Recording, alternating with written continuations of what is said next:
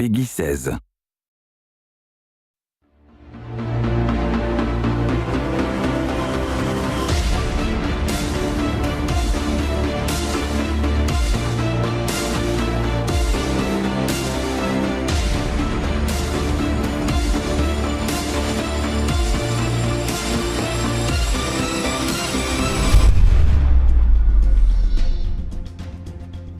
What Infinite Crisis has done is taken the multiverse and put it in this insane world where a player comes in and creates their own army, utilizing characters from across these different Earths. And it really brings the concept of the multiverse to, I think, the pinnacle. Like it's the most epic thing that could ever happen with the multiverse, is that armies from throughout the different parallel Earths are getting together and battling one another.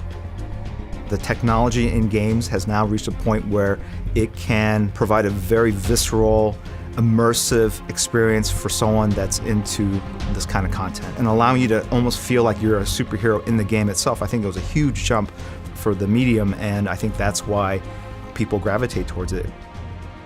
Turbine's been working on games online that bring players together for over a decade now. MOBA felt like the next logical step for us. You know, kind of got us back to our roots, doing competitive play. AC1 Asheron's Call was all about PvP. In the very beginning of thinking about making this game, we had a few simple but lofty goals. You know, how can we take the DC franchise in a game to a place that it hasn't been before? You know, how can we open up kind of the possibilities there and show players things that maybe they haven't seen before in the DC universe?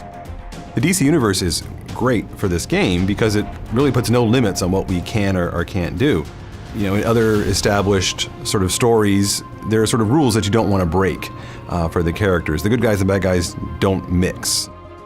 For me personally, DC is kind of the dream setting for this project because one of my favorite characters of all time is Green Lantern. When we work on this game, when we actually showed it to people, it is the ultimate example of iconic characters brought to life in ways that are relevant to people, in ways that actually mean something to people, in ways that actually just resonate.